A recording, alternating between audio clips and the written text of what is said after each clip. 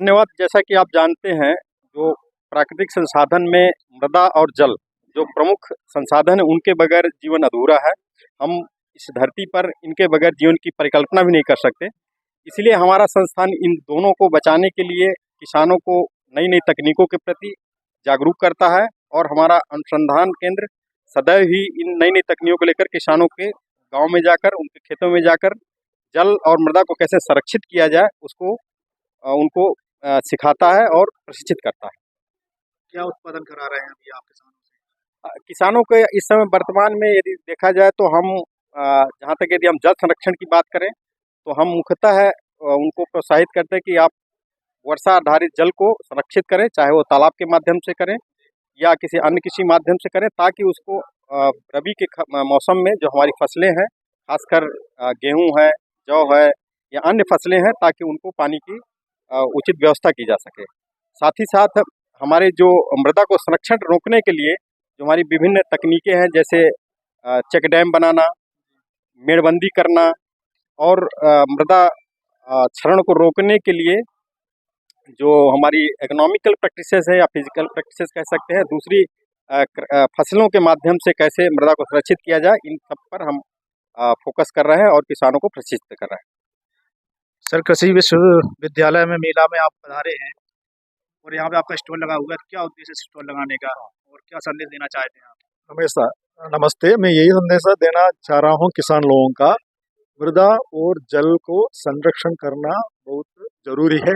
तो उसी से हम सारे उत्पादक उसी से लेते हैं। यहाँ मृदा और जल को हम सुरक्षित करना है।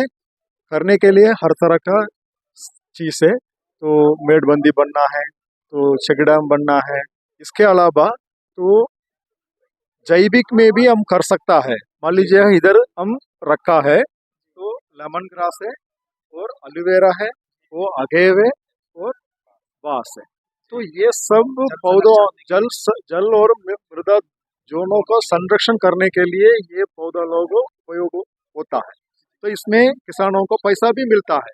हम ऐसा ही बोलेंगे पौधा रखिएगा, मृदा और जल को संरक्षण कर सकता है, सुनता नहीं है। तो इसलिए तो इसी तरह का पौधा का हम चुन के दे देते हैं, तो पानी और मृदा दोनों संरक्षण भी कर सकता है। इसके अलावा किसानों को इसमें फायदा मिलता है, इसको काट के बिक सकता है। मान लीजिए लेमन ग्रास है, इससे तेल निकलता है, तो इसी से फायदा मिलता है किसान लोगों का। एलोवेरा है, वो आयुर्वेदिक में बहुत उपयोग हो सकता है, उसी को भी उनको मिलता है। तो दूसरा रूप में हमको उपयोग होता है पानी और मृदा को संरक्षण करने के लिए। उनका किसानों का सीधा सीधा फायदा मिलता है, उसको काट के बिक के उनका पैसा बन सकता है। तो दोनों उपयोग हमको मिलता है। ड्रैगन फ्रूट स्ट्रॉबेरी के बारे में बताएंगे सर, क्या है, कैसी पैदावार होती है इसकी? ड्रैगन फ्रूट हमारे बुंदेलखंड क्षेत्र के लिए काफ़ी अच्छा पैदावार, अभी बहुत पोटेंशियल, हाईली पोटेंशियल फ्रूट हो रहा है। इसका हमें बहुत ज़्यादा कॉस्ट नहीं लगती है। 1 एकड़ की अगर बात करते हैं तो 1 एकड़ के लिए लगभग 550 से 650 पोल लगते हैं। देख रहे हैं, ये पोल है, ये पोल लगते हैं। एक पोल की कॉस्ट 650 रुपये आती है और एक पोल से 4 पौधे लगते हैं।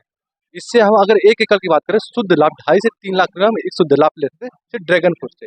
1 एकड़ में कितना खर्च आता है ड्रैगन फ्रूट के लिए? 1 एकड़ में जो क्या 1 एकड़ में अपना खर्च आता है कितना आएगा? 1 एकड़ में हमारा जो है कम से कम 1.5 लाख तक खर्च आता है। 1.5 लाख तक का खर्च आता है और उससे जो हम 1.5 लाख खर्च करने के बाद जो बचता है हमारा पूरा, वो 2.5 लाख तक के करीब बचता है 1 एकड़ में। और इसमें क्या है, इसमें इसका क्या है कि जो ड्रैगन फ्रूट हमारा, ये एक हमारा कंसेप्ट है अराउंड द ईयर। एक टाइम पे जो अभी वर्षा, इस टाइम पे हमारा ड्रैगन फ्रूट नहीं आता है। उस टाइम पे जब ड्रैगन फ्रूट नहीं था तो उस टाइम हमारी स्ट्रॉबेरी फ्रूट आती है। हम कहते हैं इस पूरे फील्ड से अराउंड द ईयर फ्रूटिंग लेकर का इनकम हमें मिलती रहती है। और इसका मार्केट जो है हमारे बड़े बड़े मॉल वगैरह है या फिर लोकल मार्केट में एक फ्रूट जो है 150 कम से कम 150 रुपया और ज़्यादा से ज़्यादा 250 से 300 रुपये एक फ्रूट का ड्रैगन फ्रूट। इसमें क्या सिंचाई कैसे करते हैं? सिंचाई इसमें ड्रिप इरिगेशन सिस्टम है हमारे पास है।